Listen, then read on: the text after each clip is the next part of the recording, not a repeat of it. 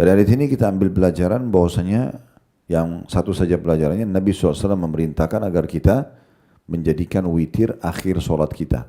Apakah itu sebelum tidur atau pada saat sebelum subuh.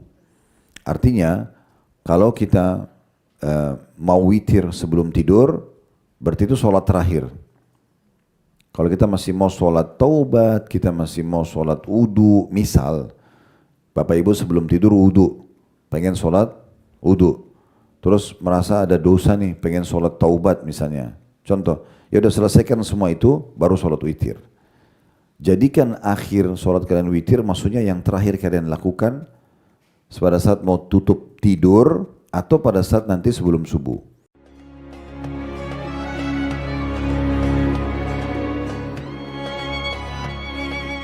Okay, Assalamualaikum warahmatullahi wabarakatuh. Alhamdulillah. Sebagai seorang muslim kita tidak pernah berhenti untuk selalu bersyukur, berterima kasih kepada Allah Subhanahu wa taala. Dan luar biasanya Allah memudahkan kita bersyukur dengannya sehingga semua nikmat kita bisa bertambah dengan dua susunan kata ini. Alhamdulillah. Dan kita harus selalu menjaga lisan kita untuk mengucapkan ini karena hamba-hamba Allah yang bersyukur itu berarti orang yang dekat dengan Allah Subhanahu wa taala. Dan Allah berjanji la in syakartum la azidannakum. Kalau kalian bersyukur maka pasti aku akan tambah.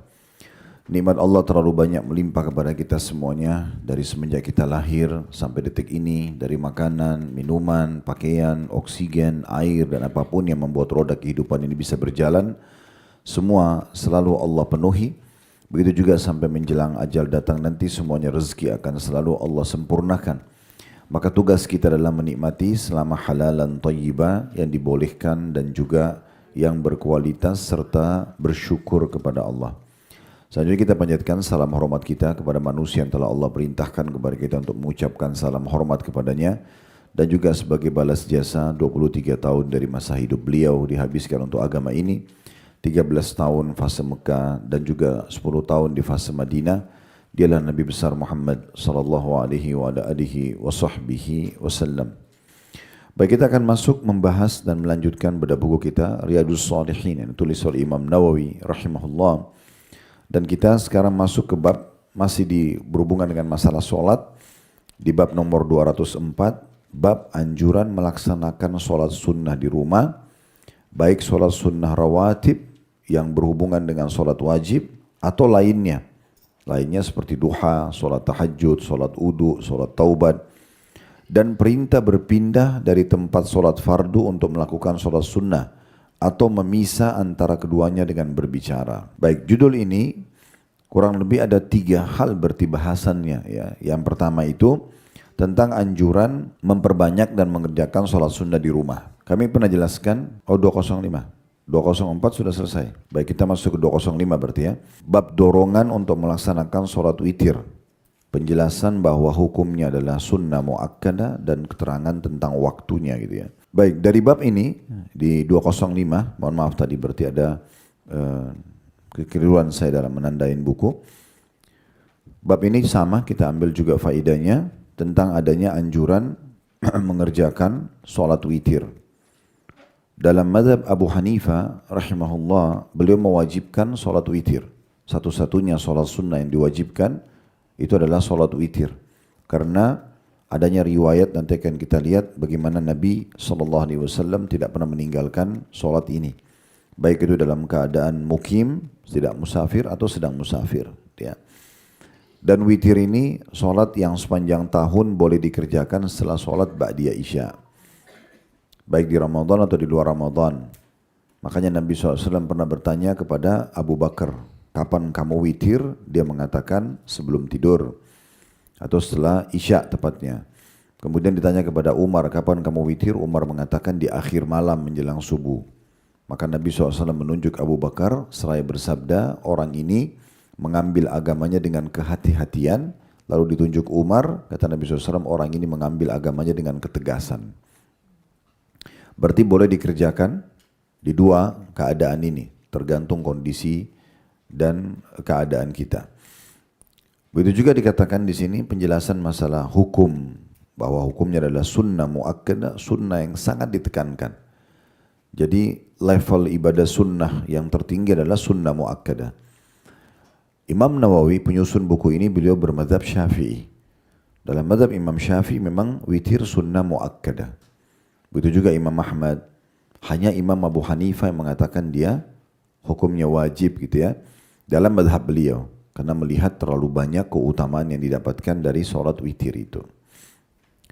Kemudian di sini ada juga keterangan tentang waktunya, kapan bisa dikerjakan. Tadi sudah kami singgung sedikit tentang masalah itu. Kita akan coba masuk ke hadis pertama di bab kita ini. Dan ini urutan 1139 dari awal belajar berbunyi dari Ali radhiyallahu anhu. Beliau berkata, "Al-witru laisa bihatmin ka salatil maktubah, walakin sanna Rasulullah sallallahu alaihi wasallam qala inna Allah witrun yuhibbul witra fa'autiru ya ahlal Qur'an." Witir itu tidak wajib seperti halnya salat fardu. Akan tetapi ia disunnahkan oleh Rasulullah SAW. Beliau bersabda, sesungguhnya Allah itu witir atau ganjil. Ada di situ footnote menjelaskan di bawah 716. Maksudnya Allah itu esa, baik dalam zat, sifat maupun perbuatannya. Dan mencintai witir. Maka solat witirlah kalian wahai ahli Al-Quran. Diriwayatkan oleh Abu Dawud dan At-Tirmidzi dan beliau mengatakan hadis ini adalah hadis hasan. Hadis ini langsung saja kita ambil faedahnya. Yang pertama, Bapak Ibu sekalian, kedudukan Ali radhiyallahu anhu karena beliau yang menyampaikan kepada kita riwayat ini, ya, penyampaian informasi ini. Kemudian yang kedua, menurut pandangan Ali radhiyallahu anhu, witir bukan wajib atau hukum. Witir adalah sunnah. Karena beliau mengatakan bahwasanya witir bukanlah hukum wajib seperti sholat wajib. Tetapi dia adalah sunnah yang diperintahkan oleh Nabi SAW. Yang ketiga, Allah itu witir. Ganjil maksudnya. Karena Allah itu esa, ahad. Satu. Ganjil, angka satu. Angka tiga gitu ya. Intinya ganjil. Dan Allah itu witir dan menyukai yang witir. Di sini makna zahir hadis adalah Allah itu ganjil. Ya. Bukan berarti kita menyamakan Allah dengan angka. Tapi lebih kepada makna esa. Lebih kepada makna esa. Kemudian pelajaran yang keempat. Dan Allah menyukai yang witir. Di sini masuk dalam semua makna ganjil. Misal sholat witir, sholat memang ganjil, 1 atau 3 misalnya. Atau semua perbuatan baik yang kita hitung ganjil. Kayak misalnya kita minum ya sampai 3 kali misalnya. Sekali bismillah, lepas alhamdulillah, yang kedua lagi, yang 3 kali, sampai 3 kali contohnya. Atau kita melakukan kegiatan apapun, kita menghitung dan kita ganjilkan. Ya, kita ganjilkan gitu ya. Maka kita kalau arahkan ke sana selama perbuatan itu boleh dalam agama, insya Allah masuk dalam makna hadis ini. Jadi bukan hanya sholat witir, tapi hampir semua aktivitas kita bisa kita ganjilkan gitu ya. Nah ini juga makna dan menyukai yang ganjil. Kemudian yang terakhir, adanya perintah untuk witir dan makna ahli Al-Quran, maksudnya orang yang mencintai Al-Quran. Jadi bukan harus hafal Quran. Yang Ali radhiyallahu anhu maksudkan di sini adalah orang yang mencintai Al-Quran dan semua orang muslim mencintai Al-Quran. Ya, orang yang mengikuti Al-Quran, orang yang mau mempraktikkan isi Al-Quran, dan itu memang juga bisa menjadi julukan kaum muslimin. Ya, karena kaum muslimin semuanya ahli Al-Quran.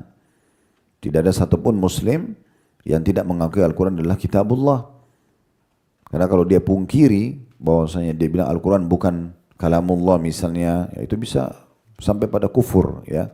Atau mungkiri Al-Quran tidak turun misalnya atau bukan dari Allah, ini semua ini ya bisa membawa pada kekufuran. Oleh karena itu makna ahli Al-Quran bukan berarti hafal Quran, tapi orang yang mencintai Al-Quran, orang yang mau mengikuti isinya, itu yang dimaksudkan di sini. Dan ini berarti Ali radhiyallahu anhu memuliakan kaum muslimin dengan julukan ini. Ya, jadi kita bisa memanggil mereka dengan ahli Al-Quran. Ya. Ini juga sebenarnya panggilan seperti ini, panggilan-panggilan baik, bagian daripada hal yang disyariatkan oleh Nabi Sallallahu Alaihi Wasallam. Nabi SAW memberikan nama benda-benda yang ada di sekitar beliau. Beliau menamakan pedangnya, menamakan perisainya, menamakan unta, ya.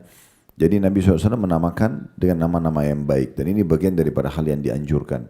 Termasuk kita juga memilih nama yang baik buat kita dan anak-anak. Ya, karena Nabi SAW memerintahkan dalam hadis yang sahih, ya, pilihlah nama-nama yang baik, karena dengan itu nanti kalian akan dipanggil pada hari kiamat. Pada hari kiamat. Dan sudah pernah kami sampaikan juga tentang masalah adab-adab nama ini. Usahakan cari nama-nama yang terbaik. Nama yang terbaik dalam Islam yang paling Allah cintai, penghambaan kepada Allah. Kalau laki-laki Abdun, misalnya Abdullah, Abdurrahman, Abdul Ghafur. Jadi dia hamba lalu didatangkan nama dan sifat Allah setelahnya. Kalau perempuan abdunya diganti amah. Jadi Abdullah kalau laki-laki, perempuan Amatullah. Laki-laki Abdurrahman, perempuan Amatur Rahman. Nah ini memang yang masih jarang dipakai, tapi sebenarnya harus bisa digunakan gitu ya. Para sahabat Nabi menamakan anak-anak mereka dengan Amatur Rahman, Amatullah gitu ya. Artinya hamba Allah. Kemudian datang setelahnya ya nama-nama para nabi-nabi. Semua nabi-nabi, Adam, Idris, Hud, Saleh, Shu'aib, Nuh dan seterusnya. Sampai ada 25 nabi dan rasul. Dan tentu yang terbaik adalah Muhammad alaihi wassalatu wassalam, karena beliau adalah pemimpin para nabi-nabi. Dan sudah pernah kami sampaikan, di antara adab yang tepat di sini adalah kita memilih satu nama saja. Kita mau namakan anak kita laki-laki Adam, ya Adam saja. Yusuf, Yusuf saja. Harun, Harun saja misalnya. Cukup Muhammad, Muhammad saja gitu ya. Karena kalau kita pilih Muhammad, Yusuf, Harun, Muhammad Nabi, Yusuf Nabi, Harun Nabi. Nama mana yang kita mau panggil? Gitu kan. Jadi cukup satu nama dan dipanggil lengkap. Namanya Muhammad, panggil Muhammad. Jangan diganti mat. Ya. Muhammad artinya terpuji, mat artinya yang dipanjangkan. Jadi ini sudah pernah kita ingatkan. Jadi pakai nama-nama ini. Gitu ya. Kemudian datang setelahnya nama semua sahabat Nabi. Ridwanullahi alaihim, yang baik-baik gitu ya. Kalau Abu Bakar itu sebenarnya bukan nama. Ya. Nama Abu Bakar itu Abdullah bin Abi Quhafa. Tapi kalau Umar, Uthman, Ali, Talha, Zubair ini nama-nama mereka. Ya, dan pilih satu saja. Ya. Karena ada juga orang kadang-kadang tidak faham. Seperti nama sahabat Suhaib. Suhaib karena dia dari wilayah Romawi, orang bule gitu ya. Dia masuk Islam, di julukannya itu Suhaib Ar-Rumi. Suhaib Ar-Rumi.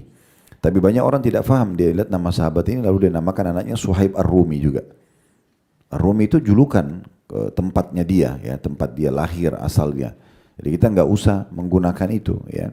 Cukup Suhaibnya saja, misal contoh. Begitu juga semua nama-nama dari orang-orang saleh dari kalangan tabi'in, tabi'in, itu semua boleh kita pakai nama-nama mereka. Nama-nama itu baik. Nah begitu juga dengan nama-nama yang walaupun tidak berbahasa Arab, tapi memiliki makna yang bagus.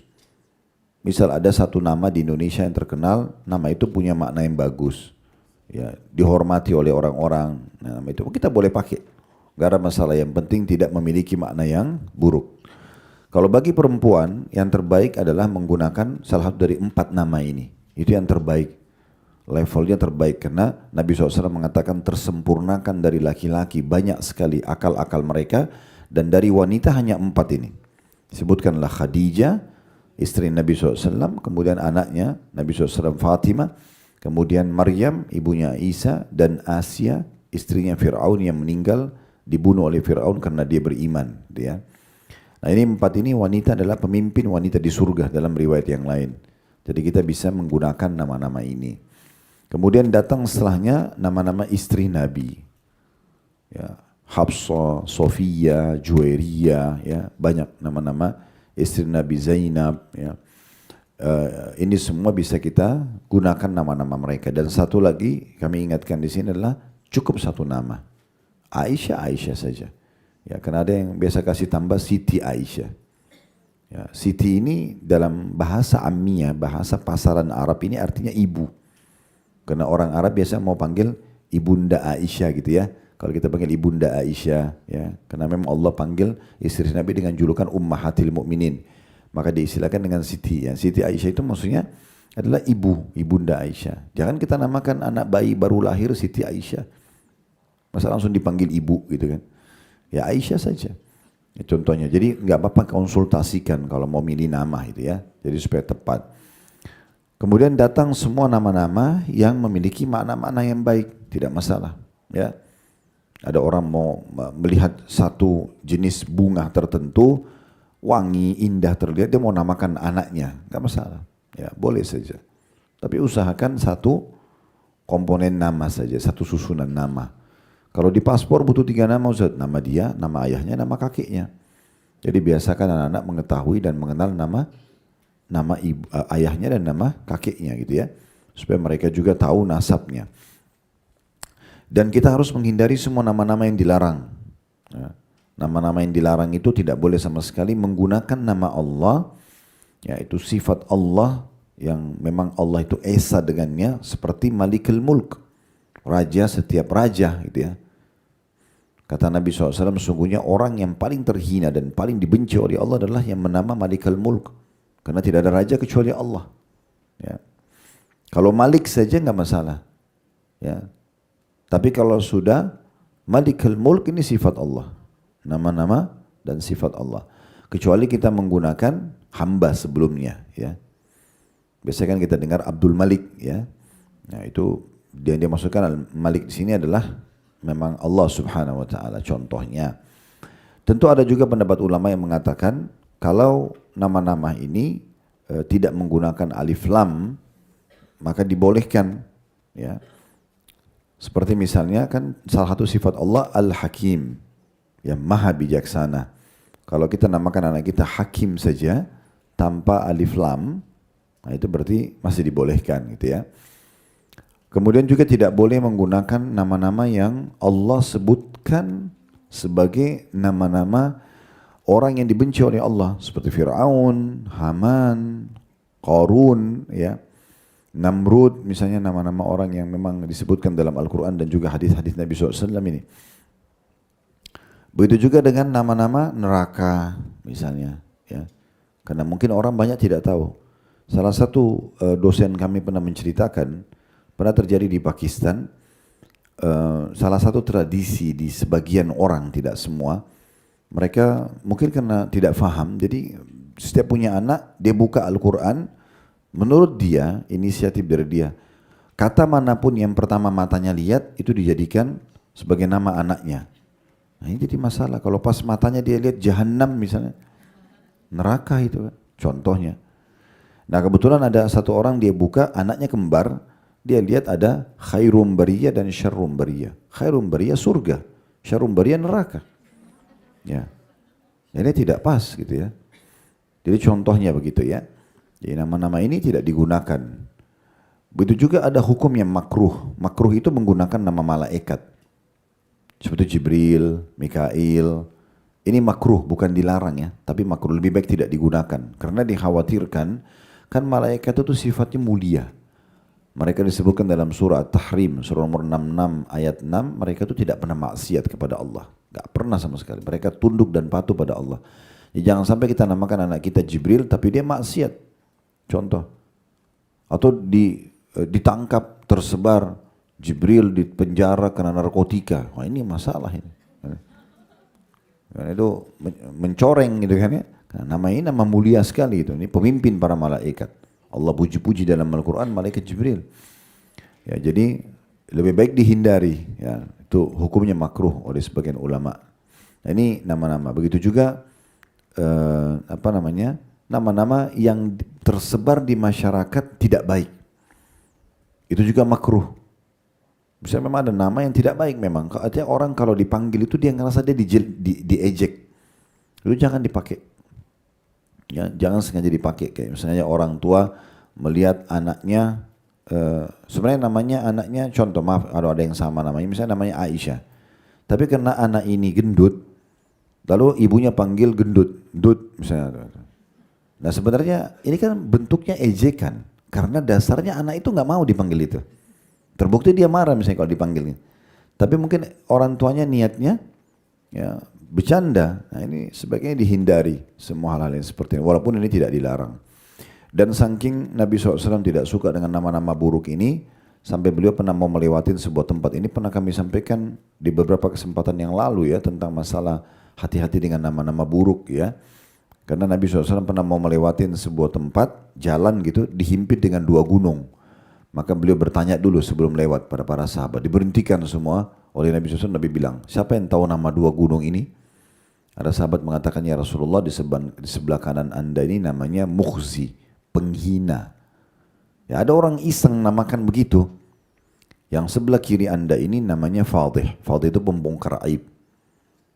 Maka Nabi SAW alihkan jalan, tidak mau lewat di situ. Jadi memang tidak boleh. Hindari semua julukan-julukan buruk ya, buat diri kita, buat benda-benda di sekitar kita, buat pasangan, buat anak-anak. Allah bilang dalam surah Al-Hujurat, wala tanabazu bil alqab. Jangan saling panggil dengan julukan-julukan yang buruk ya. Ini diantaranya. Maka ini kita ambil dari perkataan Ali, fa'autiru ya ahlal Qur'an. Witirlah kalian wahai ahli Al-Qur'an. Baik, kita masuk hadis nomor 2 di bab kita ini, dan ini urutan 1140 dari awal belajar, berbunyi dari Aisyah radhiyallahu anha.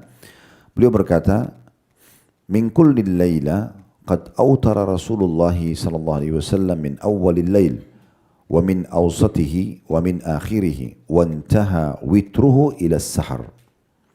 Rasulullah SAW telah melakukan witir di semua bagian malam, di awal malam, di tengah malam, dan di akhir malam. Dan witir beliau berakhir pada waktu sahur. Hadis ini diriwayatkan oleh Bukhari dan juga Muslim. Riwayat ini memberikan pelajaran kepada kita yang pertama, kedudukan Ummul Mukminin Aisyah radhiyallahu anha, karena beliau menceritakan kepada kita kronologis hadis atau penyampaian tentang kejadian ini.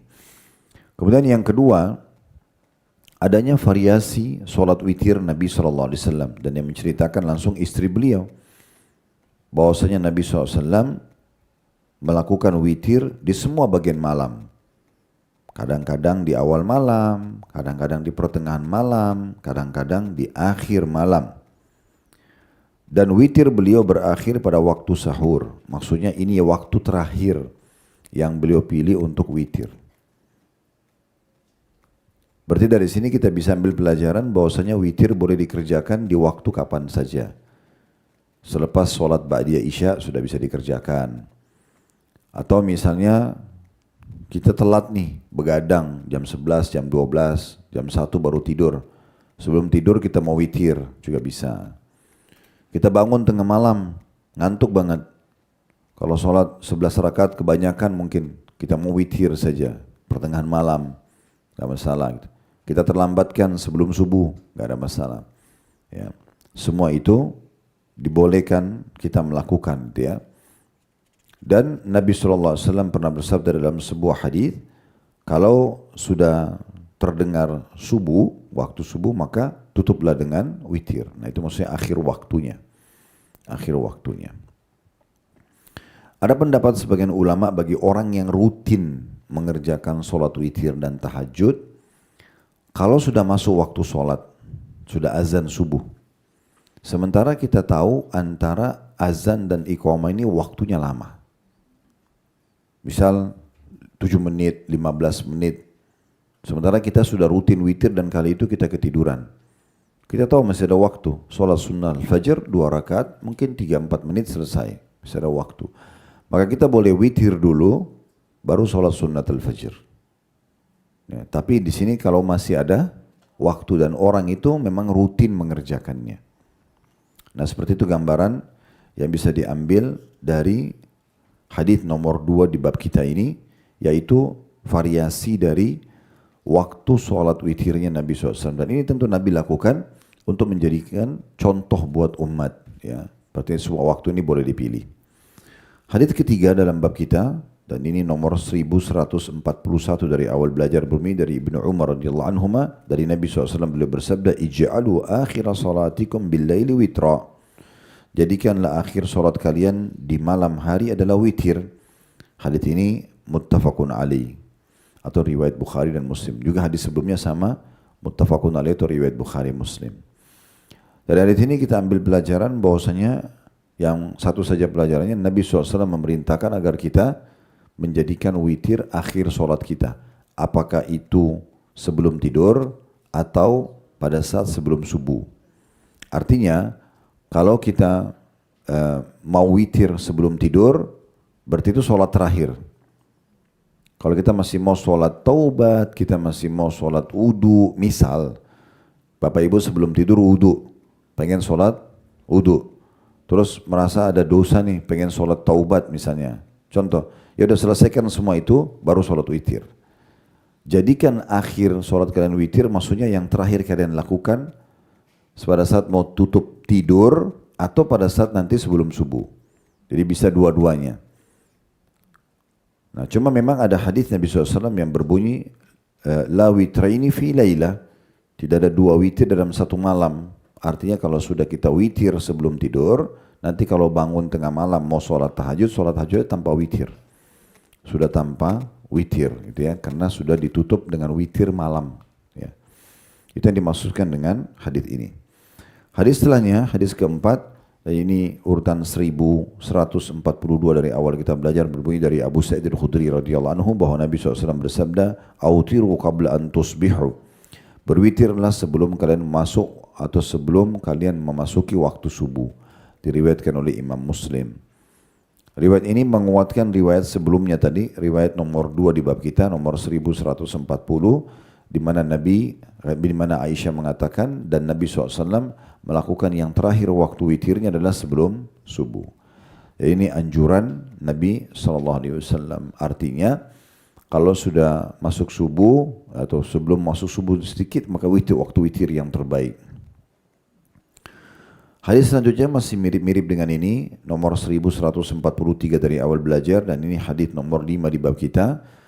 Masih dari Ummul Mukminin Aisyah radhiyallahu anha, anna Nabiy sallallahu alaihi wasallam kana yusalli salatu bil lail wa hiya mu'taridatun baina yadayhi fa idza baqiya al witru aw kadha fa awtarat ay kadhaha fa awtarat. Bahwa Nabi sallallahu alaihi wasallam melakukan salat malam sedangkan Aisyah melintang di hadapan beliau.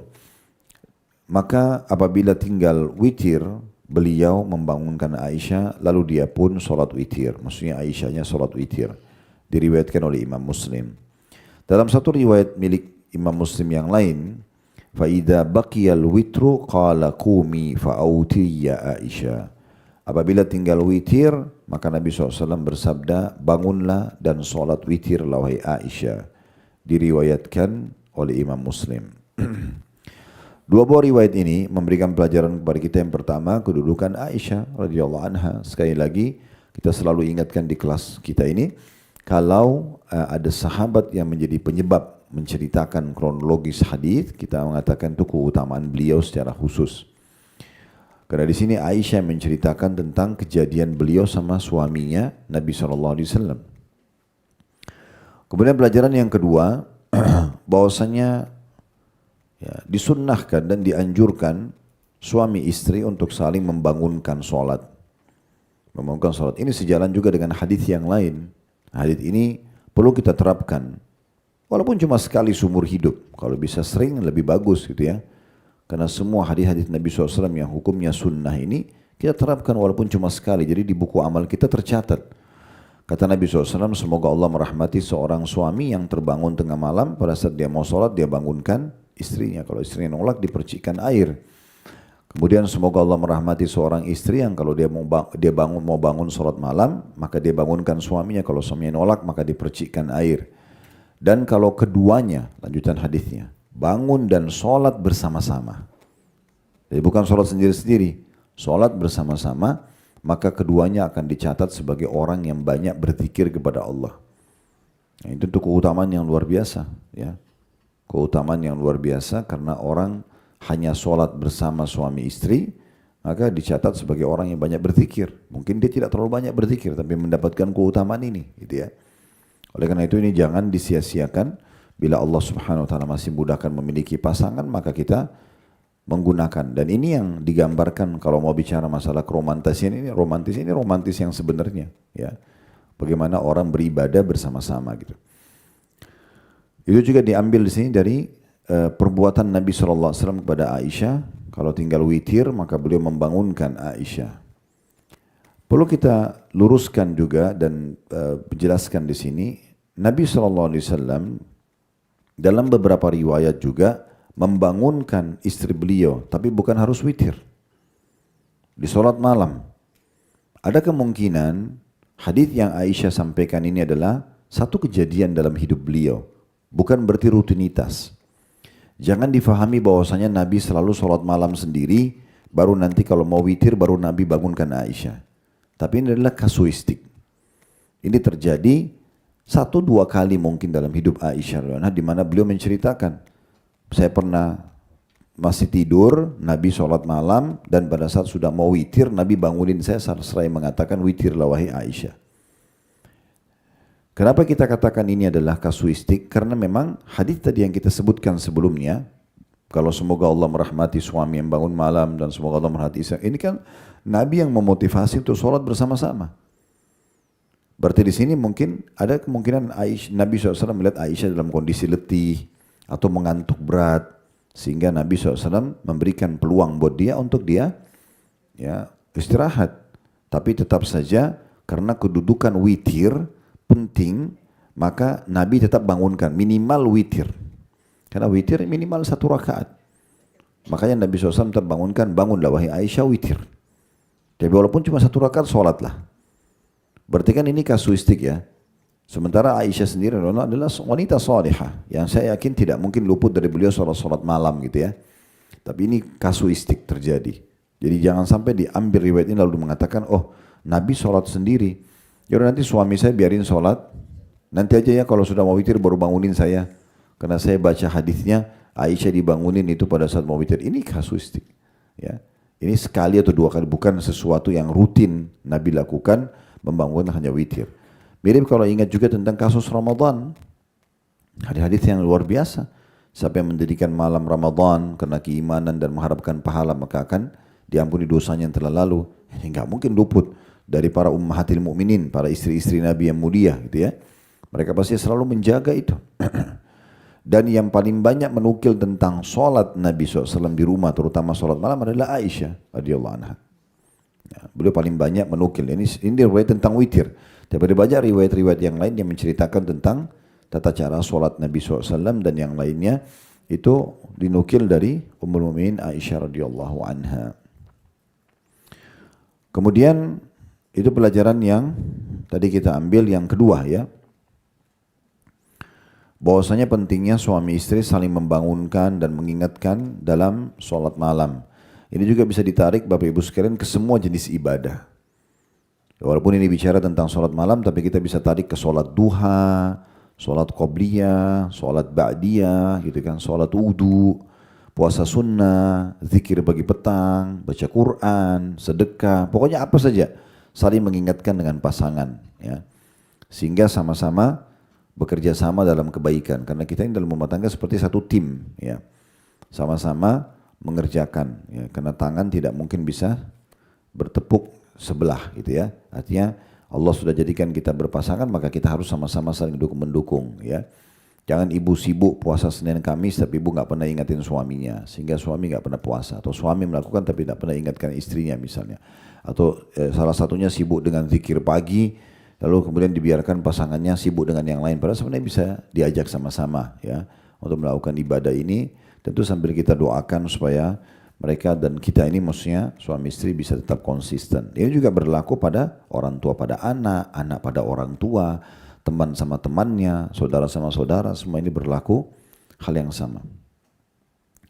Pelajaran yang ketiga, ya, pentingnya juga seseorang peduli dengan sholat witir itu sendiri. Ya, ini karena kita bahas tentang bab witir. Ya. Sampai-sampai Nabi SAW membangunkan keluarganya untuk sholat witir gitu ya. Dan ini berarti sholat minimal yang kita kerjakan di malam hari witir. Minimal 1 rakaat. Ya. Tidak ada bebannya 1 rakaat itu. Ya. Ringan sekali. Karena kita sudah lihat tadi bagaimana Ali mengatakan witirlah wahai ahli Al-Quran. Bagaimana Nabi SAW mengatakan, ij'alu akhir salatakum bil-laili witra. Ya. Jadikan akhir salat kalian di malam hari adalah witir. Autiru qabla an tusbihu. Tadi riwayat yang sebelumnya lagi. Witirlah sebelum tiba pagi. Nabi SAW ingatkan itu. Ya. Kemudian hadis setelahnya menguatkan faedah ketiga tadi. Hadis nomor 1144 dari awal kita belajar. Dan ini hadis ke-6 dalam bab kita.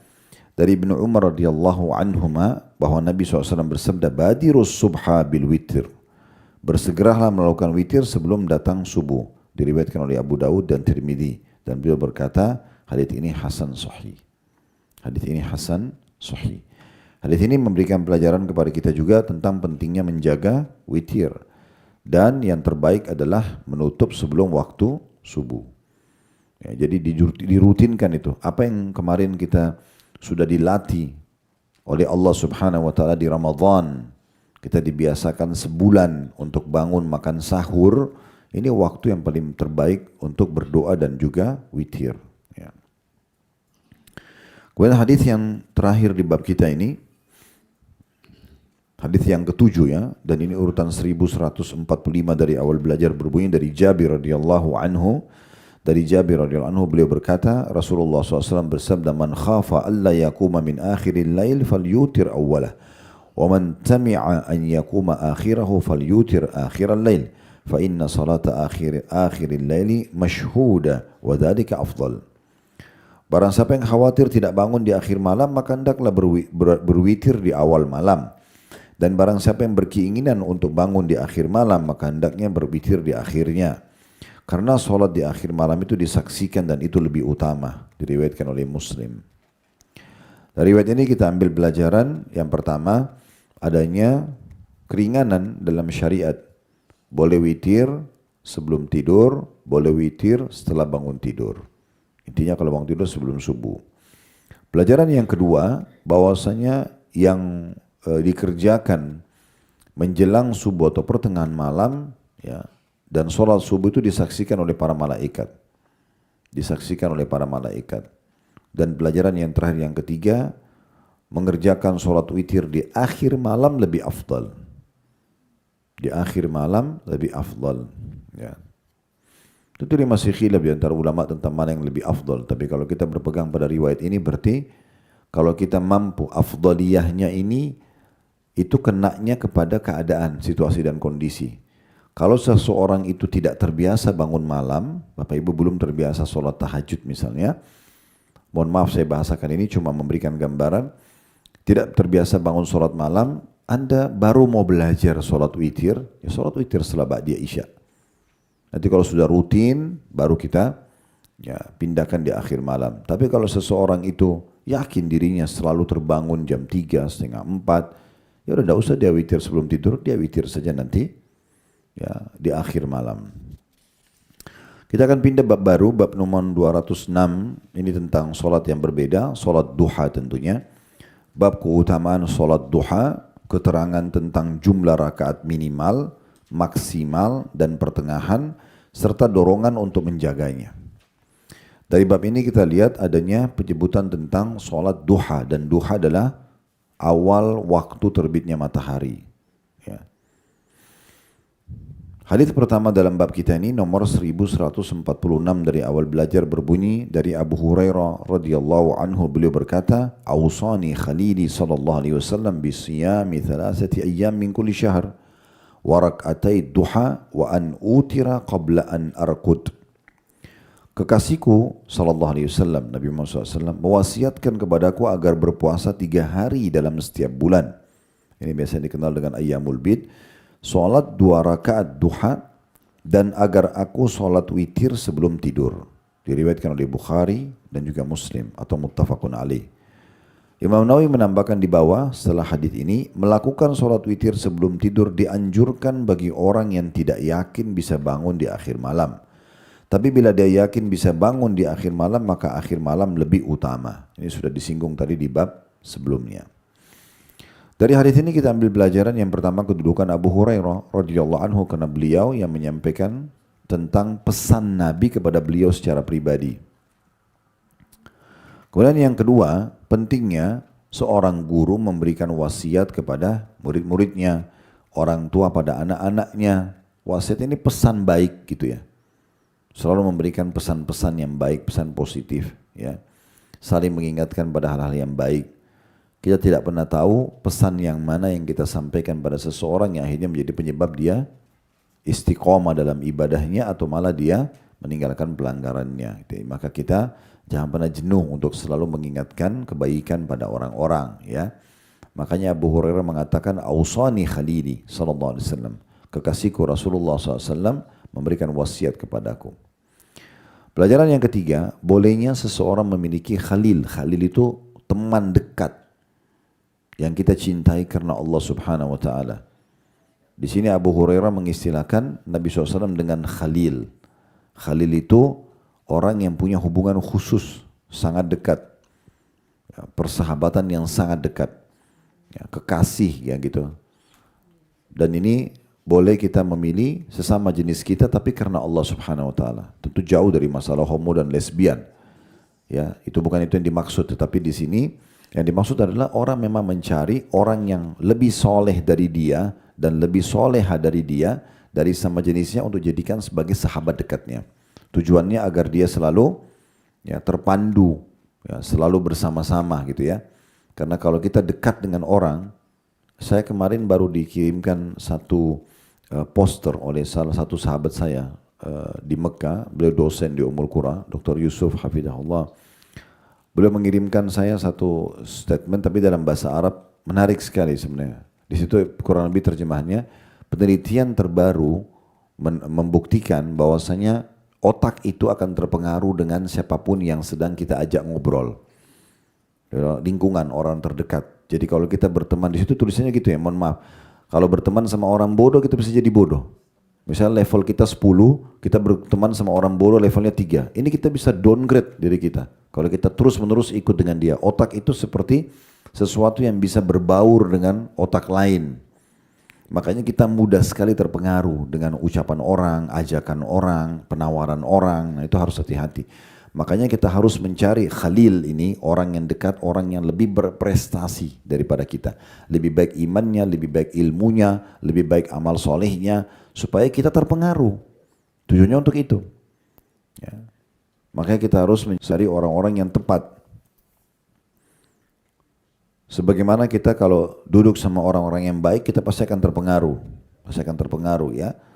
Walaupun mungkin di awal-awal kita berteman dengan mereka, misalnya, maaf Bapak Ibu baru ikut kajian misalnya, belum terlalu banyak mengetahui misalnya, tapi kita berteman sama teman-teman yang sudah 10 tahun di kajian, mungkin cara ngobrolnya kita masih kikuk gitu ya, karena mereka sudah bicara tentang sebab turunnya ayat, sebab urutnya hadis, membicarakan tentang sebuah hukum yang mungkin kita belum pernah dengar, tidak masalah, nanti lama-lama adaptasi. Sebagaimana juga orang kalau masuk dalam sebuah pintu kemaksiatan sama. Ya. Paling awalnya dia adaptasi dulu. Mungkin ada bahasa-bahasa gaul yang dipakai yang dia tidak faham, tapi lama-lama dia adaptasi. Memang begitu. Ya. Maka kita harus fahami poin-poin seperti ini. Nah ini yang pelajaran yang ketiga tentang bolehnya dan dianjurkannya seseorang memiliki teman dekat yang itu teman lebih baik daripada dia. Sehingga dia bisa mendapatkan manfaat-manfaat ilmu, penambahan iman, ya, atau bahkan temannya bisa mengontrol dia, mengawasi dia supaya dia jangan salah, ya. Berapa banyak orang yang kena bersahabat dengan orang-orang saleh, kemudian temannya itu bermimpi kalau si fulan ini melakukan satu perbuatan salah dan pada saat ditanya, apa kamu sudah melakukan perbuatan salah? Kok saya mimpi begini ya? Ternyata betul terjadi. Itu benar terjadi gitu ya. Dan contoh saja atau dia lihat satu perbuatan mungkar. Atau kita tiba-tiba lemas, malas dalam ibadah, lalu dia datang, kenapa kamu malas? Ayo kita semangat yuk, kita pergi lagi. Nah itu kan memotivasi kita untuk melakukan ketaatan. Nah itu manfaatnya besar. Sebagaimana bahayanya teman-teman buruk ya. Udahlah kamu gak usah terlalu alim, nanti kamu ini loh, nanti kamu stres, nanti kamu macam-macam. Itu bisa kan mempengaruhi kita. Nah, pelajaran yang keempat, adanya anjuran untuk menjaga puasa 3 hari setiap bulannya. 3 hari setiap bulan yang dikenal dengan Ayyamul Bid, dan yang ini tentu bukan bahasanya di sini ya. Kalau tidak salah pernah kita bahas itu, tapi atau mungkin ke depannya ada di bab puasa gitu ya. Nabi SAW berkata kepada sahabat beliau bernama Abi Dzar radhiyallahu anhu, Wahai Abi Dzar, kalau kau ingin puasa 3 hari setiap bulan, maka jadikanlah di tanggal 13, 14, dan 15. Ini yang paling afdol. Dan sudah pernah kita jelaskan, kalau Bapak Ibu tidak bisa, boleh pilih hari-hari mana, tanggal berapa saja 3 hari. Misalnya 1, 2, 3, 7, 8, 9 gitu ya. Dan khusus puasa Iyamul Bid ini, di bulan sekarang ini Zulhijjah, kita masuk tanggal 1, maka kalau yang biasa puasa di pertengahan bulan 13, 14, 15, khusus bulan ini kita nggak ada tanggal 13. Karena masih masuk di hari Tasyrik. Hari Tasyrik adalah 3 hari berturut-turut setelah Idul Adha. Idul Adha tanggal 10 Zulhijjah, itu nggak boleh puasa kan hari Lebaran, dan 3 hari berturut-turut setelahnya Tasyrik 11, 12, 13 nggak boleh puasa. Nah tanggal 13-nya nggak kena nih ya. Makanya kita puasa Iyamul Bidnya pindah di 14, 15, 16 gitu ya. Itu contohnya. Pelajaran yang keempat ya, yang kelima. Yang kelima adalah adanya anjuran, ini saksi bahasan kita, untuk mengerjakan sholat duha. Dan di sini disebutkan ya, 2 rakaat, rak'atai dalam bahasa Arabnya. Berarti ini jumlah minimalnya, jumlah rakaat minimalnya 2 rakaat sholat duha. Pelajaran yang keenam, adanya anjuran untuk witir sebelum tidur. Dan Imam Nawawi tadi sudah kita bacakan setelah menyebutkan lafaz hadits ini, beliau mengatakan, dan ini tergantung kondisi dan keadaan. Kalau orang itu dia khawatir tidak bangun malam, lebih afdol dia witir sebelum tidur. Kalau dia yakin bisa bangun, maka lebih afdol di akhir malam. Ya. Tadi saya sudah bilang sebagai contoh juga, kalau kita masih baru belajar, maka jangan dipaksakan, harus paksakan bangun di tengah malam, yang memang maksudnya kita gabungkan semuanya ya, tahajudnya sama witirnya semua di akhir malam, sehingga kita mungkin tiba azan subuh tidak bisa mengerjakan sholat tersebut. Tapi kita bagi witir di awal malam, kalau Allah mudahkan kita paksakan diri bangun misalnya sebelum subuh, kita tinggal sholat tahajudnya.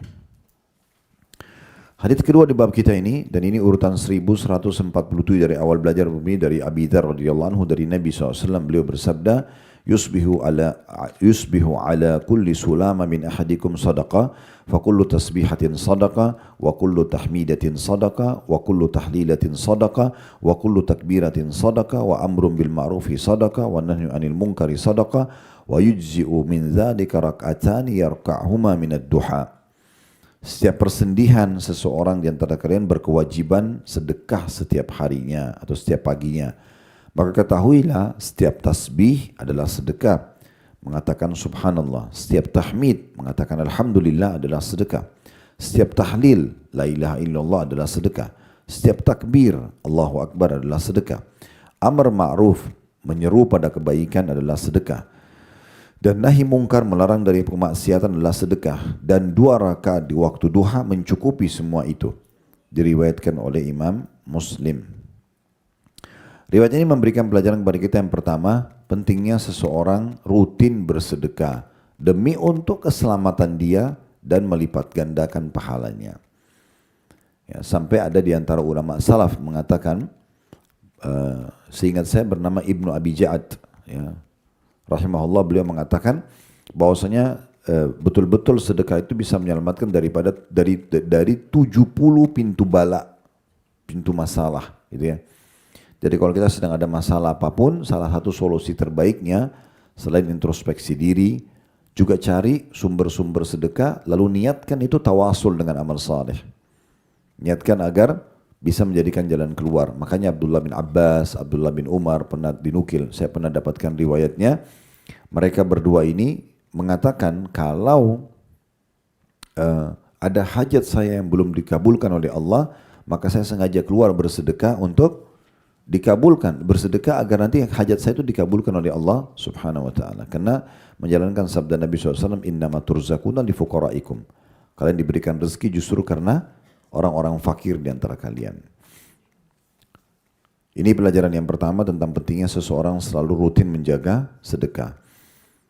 Pelajaran yang kedua ya, tentang masalah tulang-tulang dan sendi-sendi kita yang jumlahnya 360 sendi ini, itu diwajibkan, bukan pilihan. Makanya dikatakan kalian berkewajiban bersedekah setiap paginya agar sendi-sendi itu bisa terjaga, ya. Allah Subhanahu wa taala menghubungkan antara kokohnya sendi-sendi kita semua ini tidak akan bermasalah di sendi-sendi tersebut kalau kita rutin bersedekah. Jadi setiap sendi satu sedekah, gitu ya. Maka Nabi SAW menyampaikan itu, kewajiban kalian, semua sendi ini harus disedekahkan. Pelajaran selanjutnya yang ketiga ya, tentang masalah semua zikir per satu jenis zikirnya termasuk dianggap sedekah buat sendi tadi. Makanya Nabi katakan, ya, bertahmid alhamdulillah, bertasbih adalah sedekah, subhanallah, bertahmid alhamdulillah sedekah, kemudian tahlil la ilaha illallah sedekah, takbir Allah Akbar adalah sedekah. Jadi kalau kita gabungkan subhanallah, alhamdulillah, wa la ilaha illallah, Allahu Akbar. Setiap zikir, potongan zikir ini dihitung satu sedekah. Artinya kalau kita baca subhanallahnya misalnya ya, 100 kali, alhamdulillah 100 kali, Allah Akbarnya 100 kali misalnya, ini kan sudah 300 ya. Nah kita butuh 360 gitu kan. Dan kalau sudah tahu alhamdulillah, kalau belum tahu ada sebuah hadis yang mulia berhubungan dengan masalah zikir pagi petang. Kata Nabi SAW, ya, siapa yang membaca 100 kali subhanallah sebelum terbit dan sebelum terbenam matahari. Habis subuh, sebelum terbit matahari, berarti ini zikir paginya, dan habis asar sebelum terbenam matahari. Membaca subhanallah 100 kali itu lebih baik daripada bersedekah dengan 100 ekor unta. Jadi ini rutinkan. Artinya kalau habis subuh, Bapak Ibu bacanya 133. Karena 33 sholat, zikir habis sholat, 100-nya zikir ini. Gitu ya. Boleh dipisah juga, nggak masalah. Kemudian siapa yang membaca alhamdulillah 100 kali sebelum terbit dan sebelum terbenam matahari, lebih baik daripada bersedekah dengan 100 ekor kuda untuk berperang di jalan Allah. Ini 100 ekor kuda yang lengkap dengan semua perlengkapan perangnya di jalan Allah. Hanya baca alhamdulillah 100 kali. Ini dibaca 100 pagi, 100 sore. Syaratnya ya tadi, sebelum terbit matahari kalau pagi, sebelum terbenam kalau sore. Kemudian siapa yang membaca Allahu Akbar 100 kali sebelum terbit matahari dan sebelum terbenam matahari, maka lebih baik daripada membebaskan 100 budak dari keturunan anak Ismail. Kemudian kata Nabi SAW, dan siapa yang membaca La ilaha illallah wahdahu la syarikalah lahul mulku wa lahul hamdu wa huwa ala kulli syai'in qadir 100 kali, sama di pagi hari 100 dan di sore hari 100 kali sebelum terbit dan sebelum terbenam matahari, maka dia akan datang pada hari kiamat membawa pahala. Tidak ada orang yang menyamai pahala dia kecuali orang yang berbuat seperti dia atau lebih. Ini termasuk masuk dalam zikir pagi petang gitu ya. Ini contohnya. Jadi tasbih, tahlil, tahmid semua ini kita bisa jadikan sebagai pembebas sendi-sendi kita. Yang terakhir pelajarannya adalah kedudukan sholat duha. Dan ternyata dengan mengerjakan 2 rakaat sholat duha, maka 360 sendi sudah tersedekahkan. Nah, itu berarti merupakan kedudukan yang sangat tinggi dari sholat duha itu. Karena subhanallah hanya dengan 2 rakaat yang kurang lebih 3-4 menit saja sudah cukup membuat ya, kita akan ya, menutupi semua sedekah 360 sendi kita.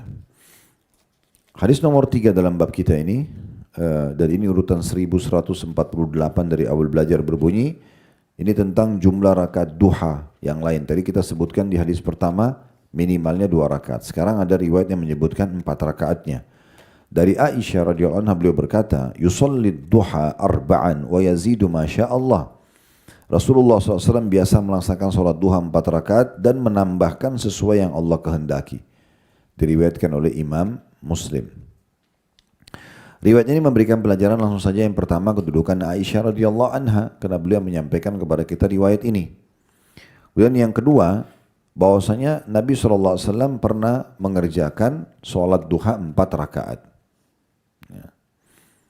Pelajaran yang ketiga, bahwasanya sholat duha ini yang hampir umumnya ulama sepakat membahas masalah ini, tidak adanya jumlah maksimal dalam sholat duha.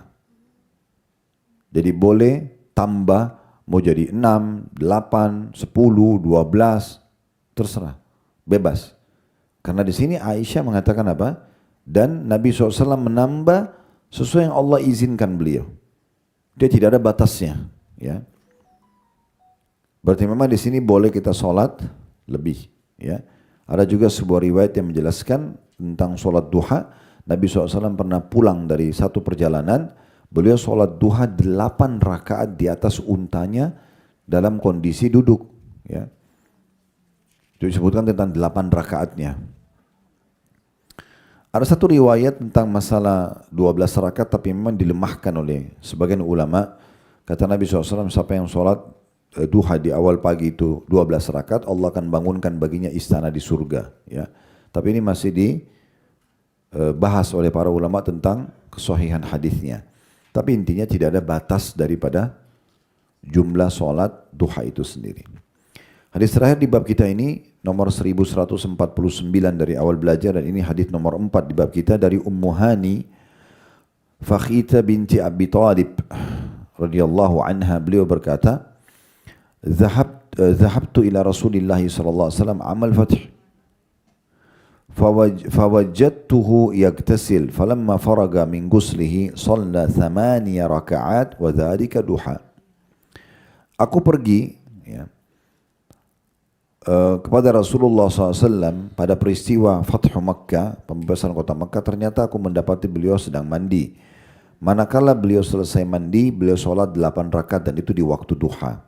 Hadis ini muttafaqun alaih, itu diriwayatkan oleh Bukhari dan juga Muslim. Baik, dari hadis ini kita ambil pelajaran kedudukan Ummu Hani radhiyallahu anha. Ummu Hani ini kakaknya Ali bin Abi Thalib.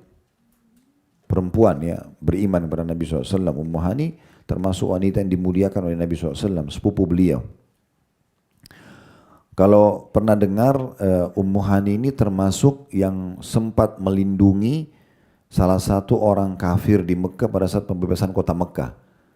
Lalu orang kafir itu kan Nabi SAW kasih syarat ya kepada Abu Sufyan untuk mau masuk ke Mekah. Siapa yang masuk ke rumah Abu Sufyan dia aman, tidak akan diganggu oleh pasukan muslim. Karena waktu itu pasukan muslim ada 10.000 orang sudah ada di pintu gerbang Mekah, akan masuk di Mekah. Maka Nabi SAW sampaikan Abu Sufyan, siapa yang masuk ke rumah Abu Sufyan dia akan aman. Abu Sufyan mengatakan masih kurang. Maka kata Nabi SAW, siapa yang masuk ke Masjidil Haram dia aman. Kata Abu Sufyan, belum cukup bisa nampung semua penduduk Mekah. Karena ini hukumnya berarti bisa bebas dibunuh kalau tidak ikut ini. Lalu kata Nabi SAW, siapa yang menutup pintunya maka dia ya, aman. Maka kata Abu Sufyan, ini cukup. Karena semua orang kalau tutup pintu dia tidak ikut-ikutan, mau ganggu pasukan muslim tidak akan diganggu juga. Nah, ada satu orang kafir rupanya dia sembunyi gitu kan, dan dia keluar ketemu dan dia minta perlindungan dari Ummu Hani. Maka waktu orang itu ditangkap sebelum dihukum, maka dia mengatakan saya dilindungi oleh Ummu Hani. Maka Nabi SAW pastikan Ummu Hani mengatakan iya. Maka Nabi SAW mengatakan kepada Ummu Hani, kami telah melindungi siapapun yang kau lindungi wahai Ummu Hani. Ya, ini salah satu riwayat tentang beliau. Tentu ada banyak riwayat berhubungan dengan masalah beliau. Pelajaran yang kedua, adanya kisah tentang pembebasan kota Mekah. Dan ini terjadi kurang lebih di tahun 8 Hijriah. Setelah Nabi SAW hijrah dan diusir tentunya dari Mekah oleh kaumnya, maka Allah izinkan beliau untuk datang dan membebaskan kota Mekah setelah orang-orang Quraisy ya, dan sekutunya Bani Bakr namanya, suku Bakr itu berkhianat. Karena waktu terjadi kesepakatan Hudaybiyah ya, sekitar tahun 6 Hijriah ya, Nabi SAW keluar dengan 1.400 orang sahabat mau menuju ke Mekah untuk umrah. Rupanya orang-orang Quraisy ketakutan, jangan sampai 1.400 ini menyerang Mekah.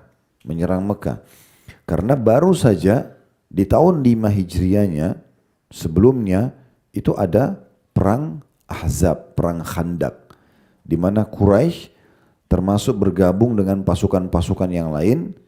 Ya, mereka menyumbang 4.000 pasukan, ada Ghatafan menyumbang 4.000 pasukan, ada Yahudi menyumbang sekitar 1.000 dari Kainuqa dan Nadir yang ada di Khaybar, dan sisanya dari suku-suku Arab yang memang sepakat untuk menaklukkan Madinah. Nah, waktu itu mereka tidak berhasil. Setelah mengepung 43 hari kota Madinah, mereka dihancurkan oleh Allah SWT dengan angin topan yang datang. Makanya kita baca di Idul Adha biasanya kan, wa hazamal ahzaba wahda, dan Allah mengalahkan pasukan Ahzab sendirian dengan angin yang Allah tiupkan gitu ya. Nah, intinya Setelah perang Ahzab, Nabi SAW sempat mengajak sahabat umroh. Keluarlah 1.400 orang pakai ihram, mereka bawa hadyu. Hadyu itu hewan-hewan yang akan dikurbankan tapi sambil bawa pedang. Berjaga-jaga jangan sampai ada orang yang nyerang gitu ya. Nah begitu Quraisy dengar, Nabi SAW suruh sahabat siapa yang bisa cari nih tempat yang jalan tidak umum bisa tiba di Mekah. Karena Quraisy keluar dengan 3.000 pasukan waktu itu untuk menghadang muslimin supaya jangan masuk Mekah. Akhirnya Nabi SAW ditunjukkan oleh seorang sahabat jalan melalui padang pasir, naik turun bukit, sampai betul-betul bukan di jalan umum. Tapi sampai di wilayah perbatasan haram, namanya Hudaybiyah. Ya. Sekitar 80 km dari Masjidil Haram, seingat saya lokasinya itu. Dia pas tiba di situ, orang-orang Quraisy sudah terlanjur menghadang di jalan utama. Waktu Quraisy dengar, Quraisy kembali ke sana. Tapi Quraisy heran karena Nabi SAW dan muslimin tidak masuk ke haram. Mereka justru berkemah di situ. Karena sebabnya unta Nabi nggak mau bergerak. Unta Nabi nggak mau bergerak. Maka para sahabat mengatakan, ya Rasulullah, ini tinggal satu langkah. Kalau masuk ke wilayah haram, orang-orang Quraisy tidak berani ganggu muslimin. Karena mereka malu. Dan menjadi tradisi pada saat itu, orang yang masuk berihram, mau haji atau mau umrah, itu nggak boleh ada yang ganggu. Kalau enggak, semua orang-orang di Jazirah Arab akan melawan Quraisy gitu ya. Walaupun itu beda keyakinan, ini muslim yang ini masih penyembah berhala. Maka sahabat mengatakan, ya Rasulullah, unta ini ditimpa masalah ini. Kata Nabi SAW, tidak. Yang menahan dia tidak melangkah masuk ke wilayah haram itu adalah yang telah menahan gajahnya Abraham menyerang Ka'bah. Maksudnya Allah Subhanahu Wa Taala. Biarkan saja. Terjadilah kesepakatan Hudaybiyah pada saat itu. Di antara kesepakatan adalah tidak ada peperangan antara Quraisy sama Muslim selama 10 tahun. Nabi SAW pada saat itu memang sengaja menunggu kesepakatan tersebut supaya Quraisy jangan ganggu dan agama Islam bisa tersebar. Terbukti setelah kesepakatan Hudaybiyah, Nabi mulai menulis surat kepada Kaisar Romawi, Heraklius pada saat itu sempat masuk Islam walaupun dia murtad lagi. Kemudian ada Kisranya, Persia, ya, kemudian beberapa raja-raja yang lain ya, yang pada saat itu dikirimin surat oleh Nabi SAW. Nah, tapi di situ ada satu poin, diiklankan siapa suku Arab yang mau bersekutu dengan Quraisy silakan, siapa yang mau bersekutu sama Muslimin silakan. Nah, yang bersekutu sama Quraisy namanya Bani Bakr, suku Bakr. Musuhnya Bani Bakr ini ada namanya Khuza'ah, Bani Khuza'ah. Khuza'ah ini gabung sama Muslim. Nah, dalam kesepakatan itu, siapapun yang mengganggu Muslim atau sekutunya Muslim, suku Khuza'ah ini ada orang kafirnya, tapi mereka lebih milih bergabung sama Muslim. Kalau ada yang ganggu Khuza'ah dari Quraisy atau sekutunya yang namanya Bakr tadi, berarti akad ini batal. Begitu juga umat Islam. Ada umat Islam yang ganggu Quraisy atau tidak melanggar akad-akad di situ dan termasuk mengganggu suku Bakr, maka berarti akad batal, bisa terjadi peperangan lagi. Nah, ternyata waktu mereka sudah damai, suku Bakr sama suku Khuza'ah ini dari dulu suka berperang. Dan umumnya suku Bakr ini kalah dalam peperangan. Nah, waktu ada kesepakatan ini, sebagian dari suku Khuza'ah yang Muslim itu masuk tawaf di Mekah. Akadnya nggak boleh diganggu. Tapi suku Bakar ini yang selama ini lihat, ini yang pernah kalahin kita perang, apalah ada dendam, mereka bilang sama orang-orang Quraisy, ini kesempatan kita berkhianat, kita bunuh aja ini. Kata Quraisy, nggak bisa, ada akadnya. Dia bilang, kita lakukan malam hari saja. Kalian pakai tutup muka, nanti kita temani kami. Akhirnya mereka sepakat, berkhianat. Dibunuhlah beberapa orang dari suku Khuza'ah. Suku Khuza'ah ini pergi ke Madinah, dan kepala sukunya lalu melapor kepada Nabi SAW. Nah, karena kejadian ini Nabi bentuk pasukan besar menyerang Mekah, dikepunglah. Nah, waktu itu tidak disampaikan, salah satu tradisi Nabi kalau berperang beliau tidak iklankan mau kemana. Tidak semua orang tahu kecuali orang-orang tertentu terdekat, panglima perangnya dan segala macam. Yang pasukan jalan tidak tahu mau kemana, mau serang siapa belum tahu. Sampai waktu itu kebanyakan orang mengira Nabi SAW akan menyerang kota Taif, suku Hawazim, karena terdengar Hawazim memang mau menyerang Madinah. Tapi begitu mendekat ke Hawazim, beliau belok tiba-tiba ke Mekah. Dikepunglah Mekah. Nah, pada saat itu betul-betul orang Quraisy tidak tahu tentang masalah itu. Abu Sufyan masih dalam kondisi kafir, dia pun keluar dari kota Mekah, kemudian dia kaget melihat pasukan yang sangat banyak Bertepatan dengan paman Nabi Abbas baru masuk Islam, lalu mengingatkan Abu Sufyan, ini pasukan muslimin, besok mereka akan masuk menghancurkan Mekah. Maka kau harus segera masuk Islam, ajak kaummu, kalau enggak ini pasukan besar. Nah itu kisah panjang pembebasan kota Mekah ini. Bapak bisa kembali ke kajian sirah nabawi kami, tapi ini salah satu bahasanya sampai ke titik ini, hanya pasukan muslimin berhasil menaklukkan kota Mekah pada saat itu, keesokan harinya. Nah di sini dikatakan Ummu Hani bercerita, aku pergi ketemu kepada Rasulullah pada peristiwa Fathi Makkah, maksudnya kota Mekah, dan beliau ceritalah tentang pengalamannya. Setelah Nabi SAW taklukkan Mekah, tidak ada lagi perlawanan dari Quraisy, maka beliau mandi, kemudian beliau pun mengerjakan sholat duha. Nah pelajaran yang ketiganya adalah tentang masalah kedudukan sholat duha dan bagaimana Nabi SAW mengerjakannya 8 rakaat. 8 rakaat. Baik, yang terakhir yang kita bahas, bab ini adalah bab nomor 207, bab dibolehkannya sholat duha mulai naiknya matahari sampai condongnya matahari ke arah barat, namun yang paling utama adalah melakukannya saat panas mulai menyengat dan waktu duha telah naik. Ini menjelaskan tentang masalah waktunya, dan di sini cuma ada sebuah hadis saja.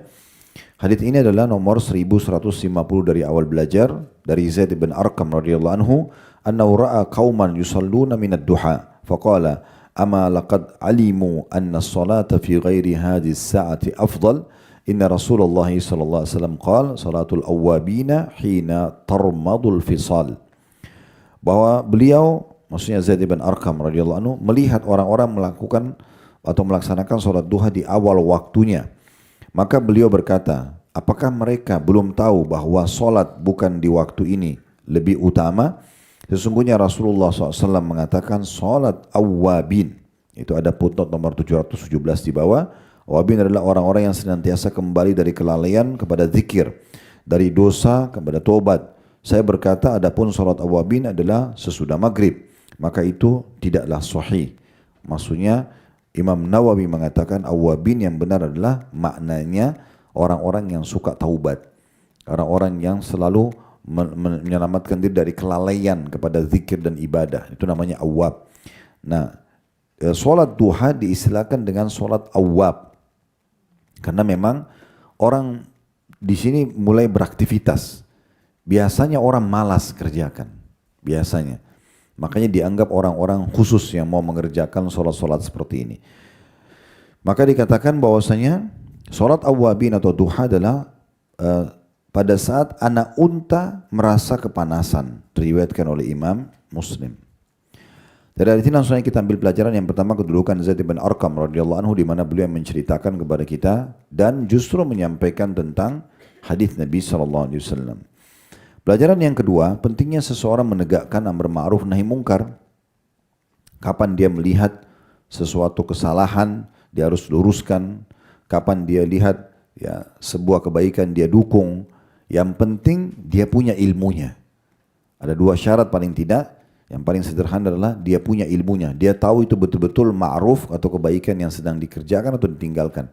Dan kalau dia mau dukung atau dia mau ingatkan. Dan kemungkaran, dia tahu itu kemungkaran dengan dalil. Dia tahu betul itu adalah kesalahan. Ya. Itu syarat pertama. Syarat yang kedua, dia punya kemampuan. Dan memang maslahatnya lebih besar daripada mudaratnya.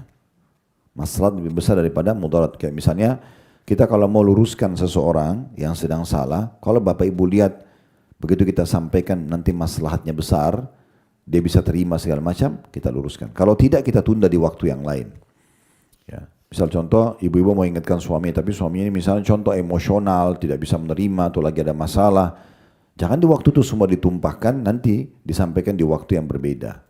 Nah itu amar ma'ruf nahi mungkar harus tepat memahami kondisi dan keadaan dan punya kemampuan, gitu ya, baru ditegakkan. Karena kalau amar ma'ruf nahi mungkar mendatangkan mudarat lebih besar, ini tidak boleh dilakukan. Ya. Seperti itu kurang lebih gambarannya. Kemudian pelajaran di sini kan kita ambil dari perbuatan Zaid bin Arqam, karena beliau pada saat melihat ada satu kaum sholat, begitu masuk waktu terbit sedikit matahari sudah langsung sholat, gitu ya. Maka beliau langsung mengingatkan, ini perbuatan baik, boleh, bukan tidak boleh, karena matahari sudah terbit, gitu kan. Maka dia mengatakan, Apakah mereka tidak tahu kalau mengerjakan selain waktu maksudnya ditunda sedikit saja sampai terasa terik matahari, ya, lebih panas itu lebih baik, gitu kan? Karena Nabi SAW mengatakan sholat awwabin atau duha adalah pada saat anak unta merasa kepanasan. Ya mungkin kita juga sama, kalau kita sudah keluar di matahari kita rasa terik, sudah mulai terasa terik, nah itu waktu yang paling baik. Waktu yang paling baik, ya. Bukan di awal langit terang. Walaupun di awal langit sudah terang, biasanya kita sekarang sudah ada jam digital, sudah ada peringatannya, itu sudah cukup, ya, sudah boleh. Baik, ini tentang masalah perlunya mengingatkan, mendukung kebaikan dan melarang dari kemungkaran. Pelajaran ketiga yang terakhir adalah afdolnya sholat duha dikerjakan justru makin teriknya matahari maka makin afdol. Dan waktunya sampai menjelang azan duhur, gitu ya. Itu boleh orang mengerjakannya, Allahu a'lam. Kedepannya insya Allah kita akan lanjutkan di bab nomor 208. Ya. Kalau ada benar dari Allah silakan diambil dan diamalkan. Kalau salah dari kami mohon dimaafkan dan kami istighfar kepada Allah Subhanahu Wa Taala. Semoga semua hajat dunia akhirat kita dikabulkan oleh Allah Subhanahu Wa Taala. Semua dosa-dosa dimaafkan dan semua amal-amal saleh diterima olehnya, dan semoga Allah satukan juga kita kelak di surga firdausnya tanpa hisab. Mari disatukan dalam majlis ilmu kita yang mulia ini. Subhanakallahumma bihamdika asyhadu an la ilaha illa anta astaghfiruka wa atubu ilaik. Sallallahu ala nabiyyina wa habibina Muhammadin wa alihi wasallam. Alhamdulillahirabbil alamin. Wassalamualaikum warahmatullahi